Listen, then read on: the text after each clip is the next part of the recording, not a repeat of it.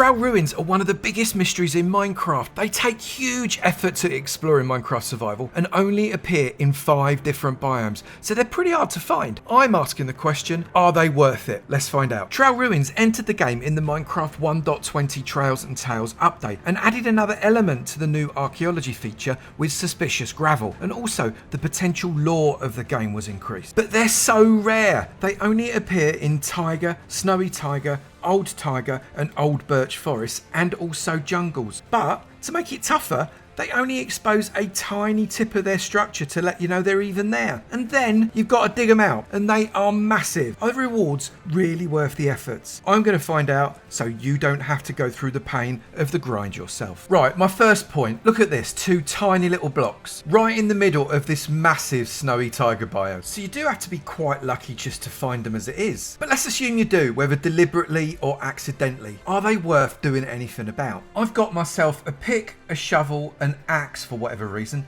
and a brush, and I'm going to spend 15 minutes, just 15 minutes digging around this just to see how far I get. I'm allowed to archaeology suspicious gravel, but everything else I've got to dig around. That's the only rule. Let's crack on.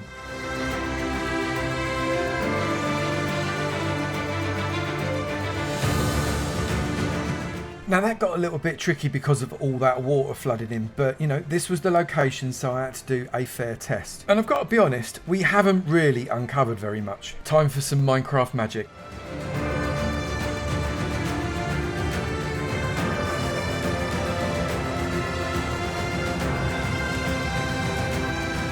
That's it all uncovered, and it's actually not a very big example. It is 16 by 25 by 21, which means it takes up a cuboid space of about 20,000 blocks. But what is it made of? You can see that we've got some various terracottas, glazed terracottas, concrete, bricks, both mud bricks and normal bricks, plus lots of coarse dirt and loads of gravel. And in amongst that gravel, we've got some suspicious gravel. I've selected the area that it takes up, and I'm going to do the command / count, and I'm going to go for suspicious gravel. Let's see how many suspicious gravel blocks there actually are. It thinks there are 57 in amongst that build. And I'm going to be honest, because I used World Edit to empty it out, we lost some of the suspicious gravel through gravity. So I think it's quite reasonable to expect about 70 blocks of it. Just like this here, we've got 3 blocks of suspicious gravel all next to each other. I'm just going to see what we end up with. This one looks like a purple candle. I'll take that. Then we're going to grab this one. This looks like it's going to give me, that looks bone meal.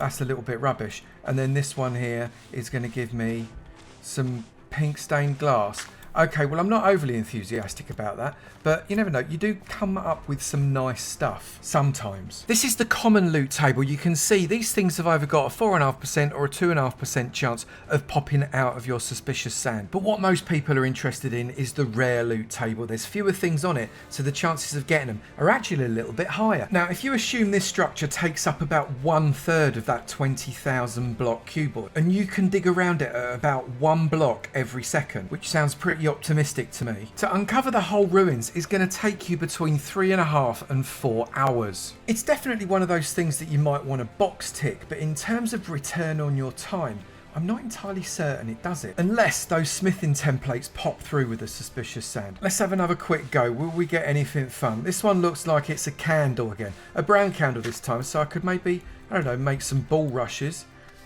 None of these are. All that one is. Let's what we got there. That looks like something a little bit more interesting.